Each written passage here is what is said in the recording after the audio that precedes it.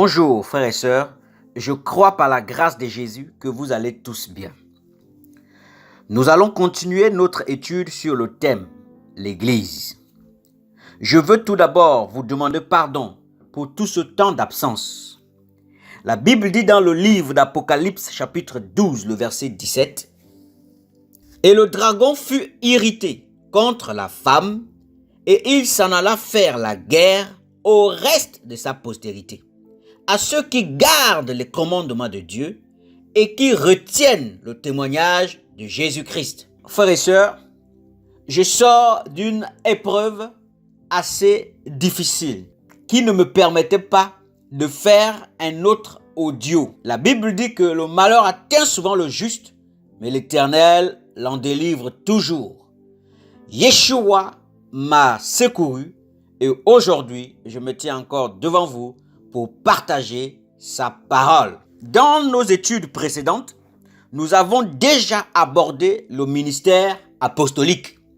Aujourd'hui, nous allons continuer. Nous allons terminer sur le ministère apostolique. Alors, le ministère apostolique. Le mot apôtre en grec, c'est apostolos, qui donne en français envoyé en avant, messager, ambassadeur. Or, le verbe envoyer en grec, c'est apostolo, qui a donné apostolos. D'accord? Nous savons que apôtre en grec, c'est apostolos, qui donne en français envoyé en avant. Lisons Jean chapitre 7, le verset 28 à 29. Et Jésus, enseignant dans le temple, s'écria: Vous me connaissez, et vous savez d'où je suis. Je ne suis pas venu de moi-même, mais celui qui m'a envoyé. Mais celui qui m'a envoyé est vrai, et vous ne le connaissez pas.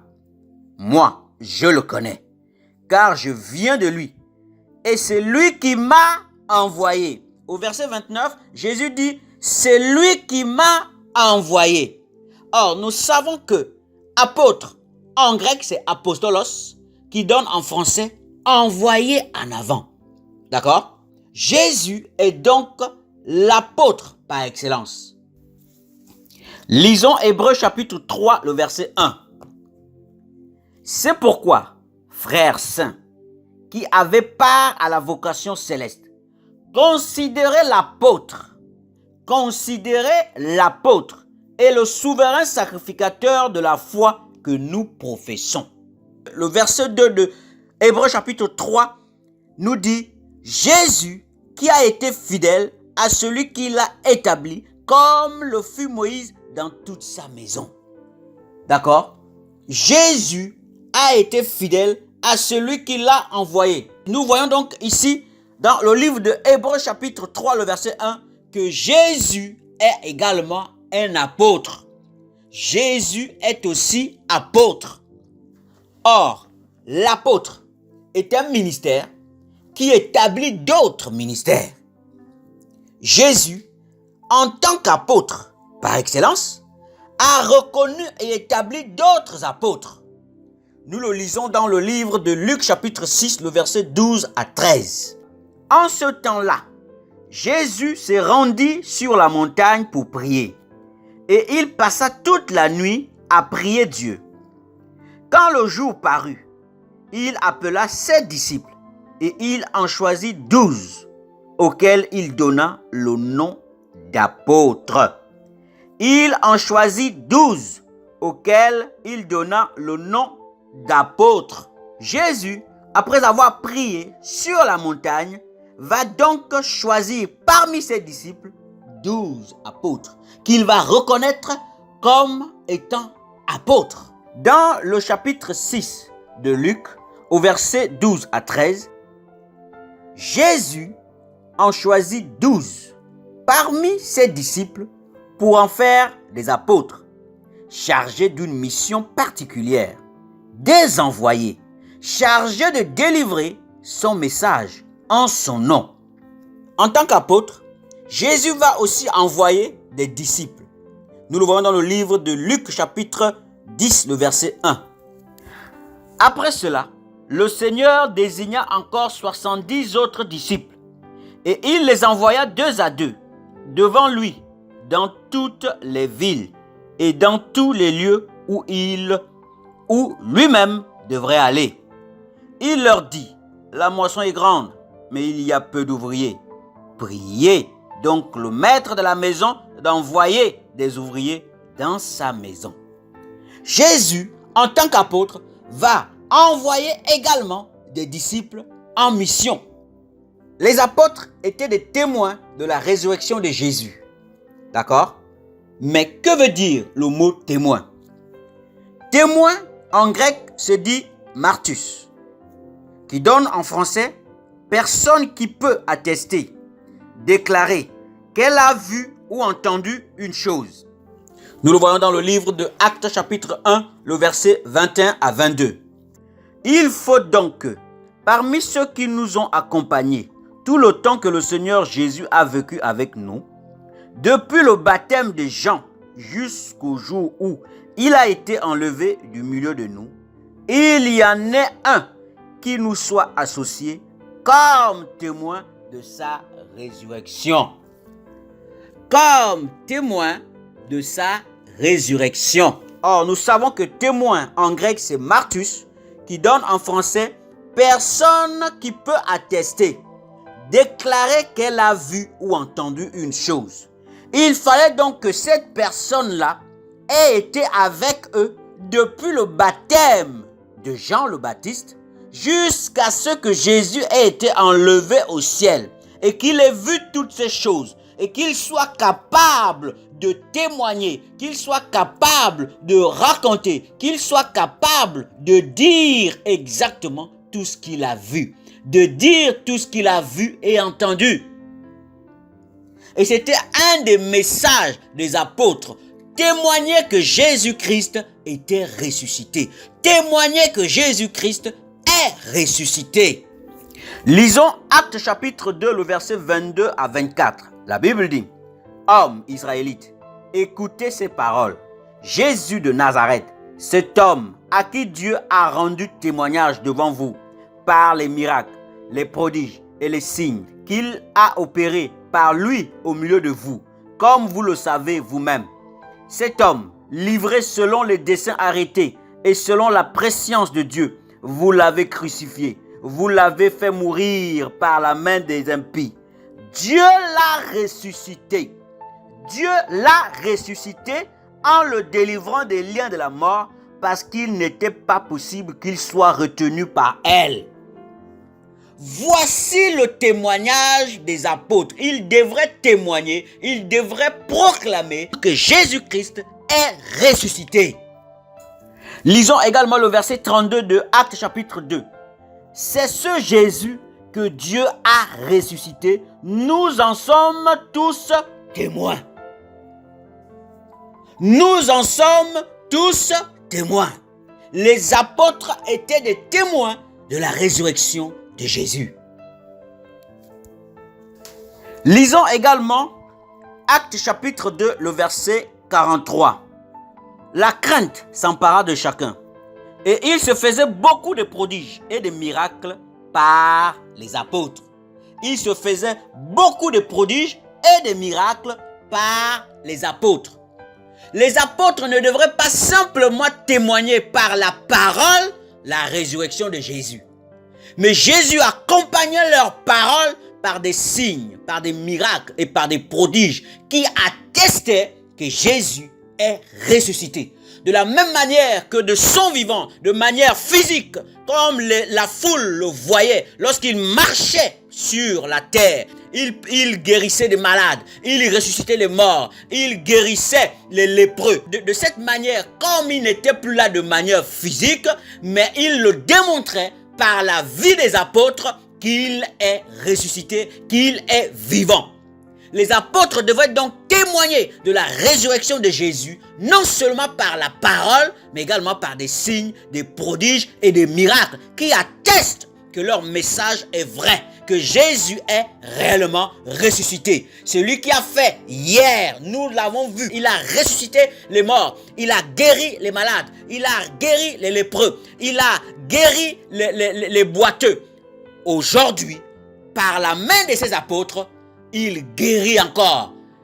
C'est vrai que Jésus est ressuscité. Et lorsque les hommes voyaient ces choses attestaient que Jésus est ressuscité.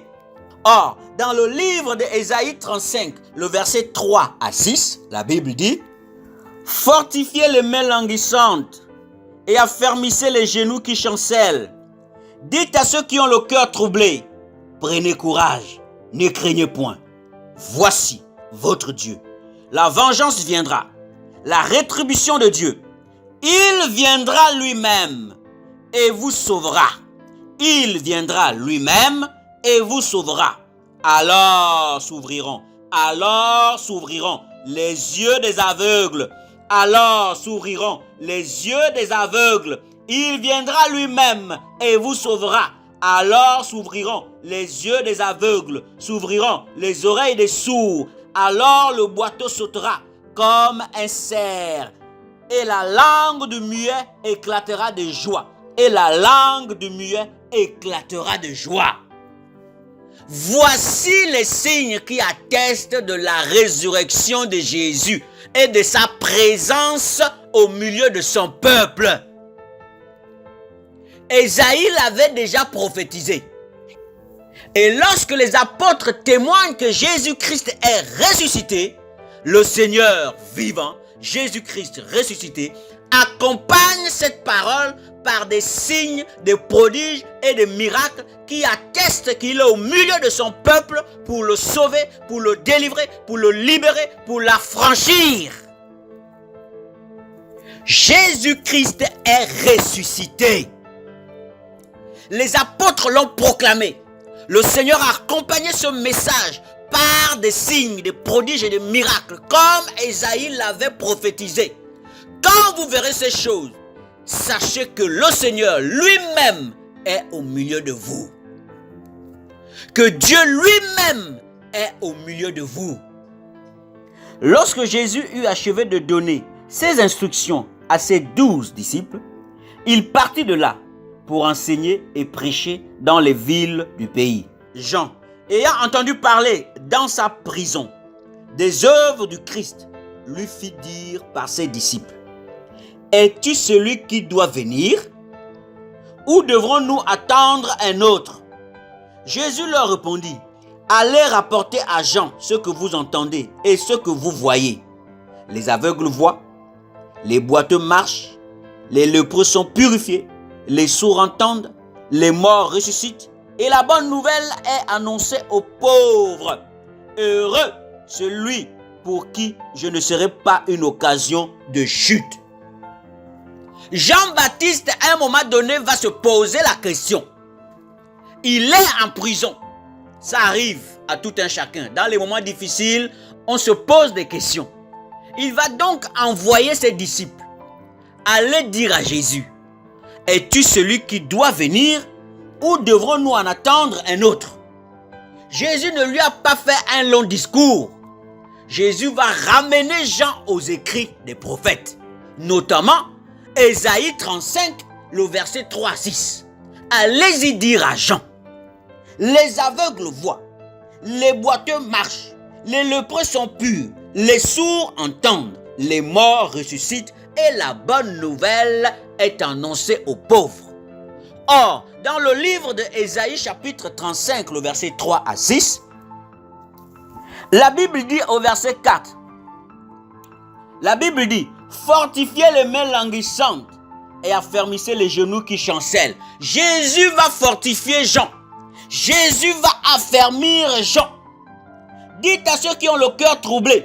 Jésus va envoyer cette bonne nouvelle à Jean pour que son cœur soit apaisé. Dites à ceux qui ont le cœur troublé: prenez courage, ne craignez point.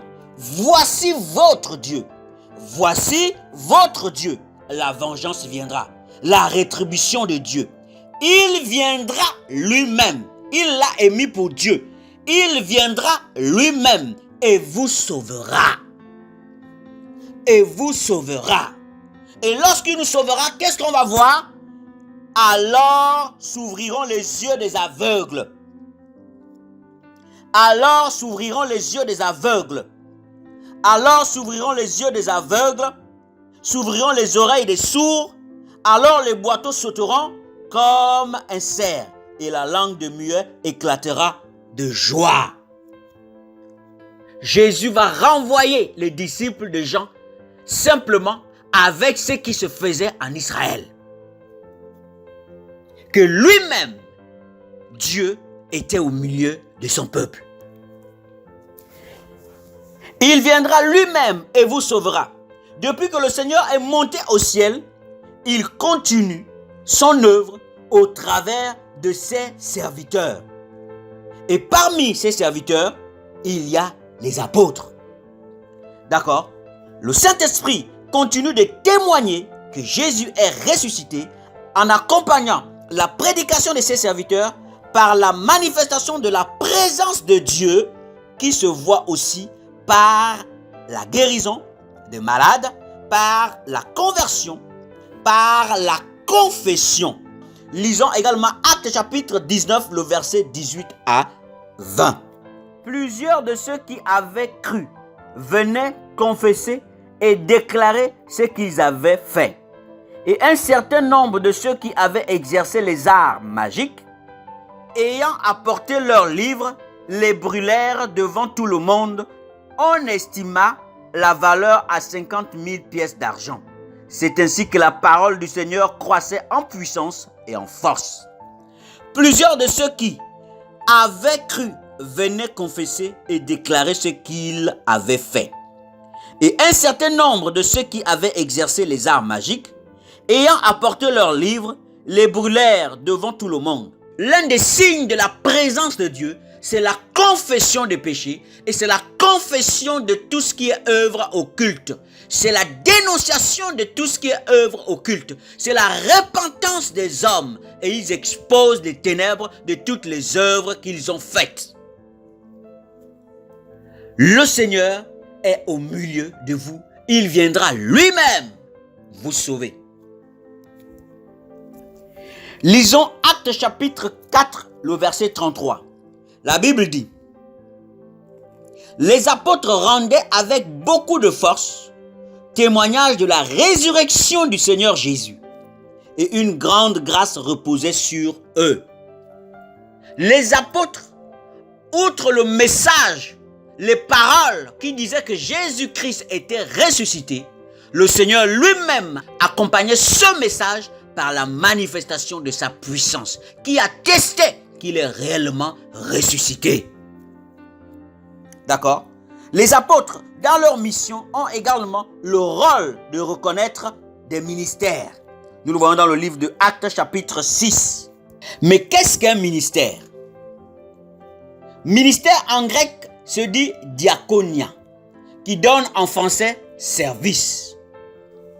Le ministère est donc une tâche qu'un chrétien exerce au service de Dieu et des hommes selon l'onction et le mandat que Dieu lui a donné. Actes chapitre 6, le verset 1 à 3. Lisez également Actes chapitre 6, le verset 6. Dans Actes chapitre 6, le verset 6, la Bible dit: ils les présentèrent aux apôtres qui, après avoir prié, leur imposèrent les mains. D'accord? L'expression prier, leur imposèrent les mains. D'accord? Dans un sens symbolique, la personne qui accomplissait cet acte confirmait la validité d'un ministère, lui donnait son soutien et s'identifiait avec lui qu'il exerçait. Le ministère en grec, c'est diaconia, qui veut dire aussi de ceux qui, appelés par Dieu, proclament la parole parmi les hommes. Nous le voyons dans le livre de Actes chapitre 6, le verset 4. Actes chapitre 6, le verset 4, la Bible dit: et nous continuerons à nous appliquer à la prière et au ministère de la parole. Voilà, nous avons terminé avec le ministère apostolique. Nous avons vu c'est quoi un apôtre. Nous avons vu quel est le rôle d'un apôtre. Nous verrons par la suite le ministère prophétique. Que le nom de Yahushua soit béni, frères et sœurs. Soyez encouragés. Soyez encouragés. Gardons la foi. Jésus-Christ revient. Au nom de Yahushua. Amen.